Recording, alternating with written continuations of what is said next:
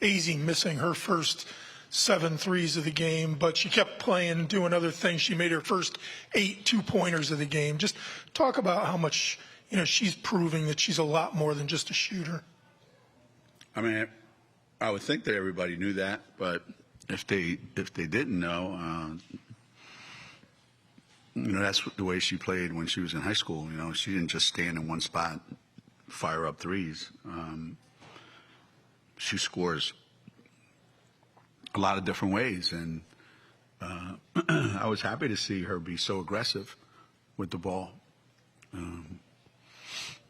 There's going to be a lot of games where, whatever reason, the ball doesn't go in, and you need to figure out a way to,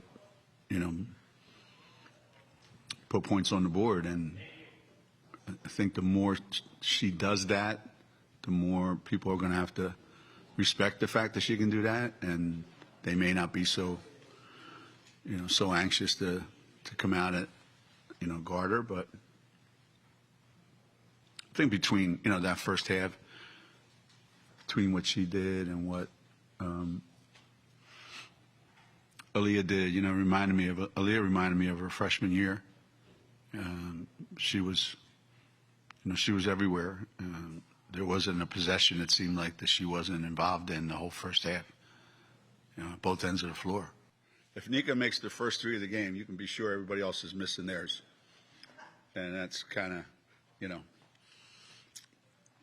Azzi goes from 9 to 1, right? Nika, she's been working hard on, the facets of the game that she's not particularly thrilled with over the years, and that's certainly one area. She's more confident in it, and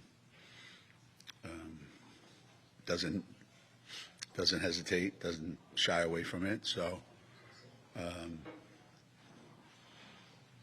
certainly was a good way to start the game for sure. But the defensive the defensive energy in the game was pretty much what set the tone, and and it carried over pretty much throughout the entire game. With a couple lapses, but that was it.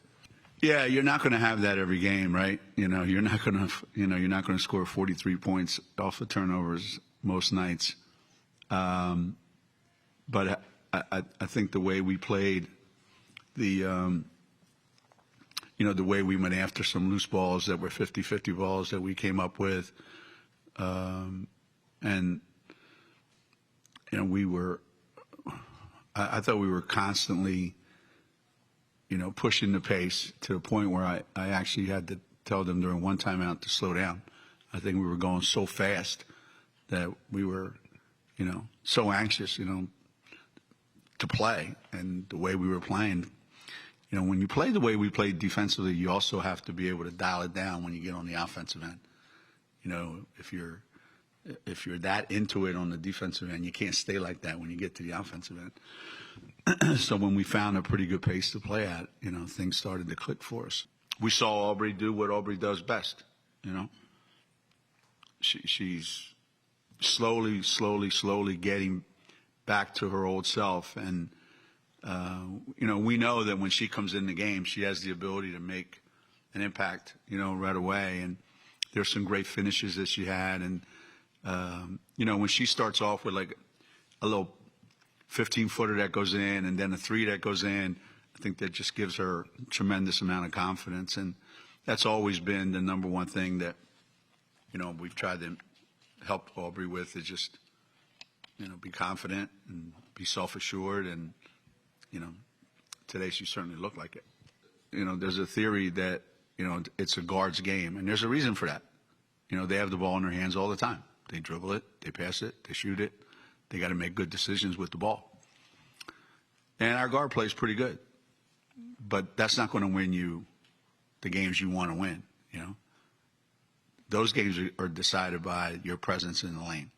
And I thought Dorka and Aaliyah were that. And it was great that they did that, because Monday it's going to be really challenging for them. But that's what they're capable of doing, and you throw Yana in there, and, we're going to need every single bit of, what they did tonight and then some.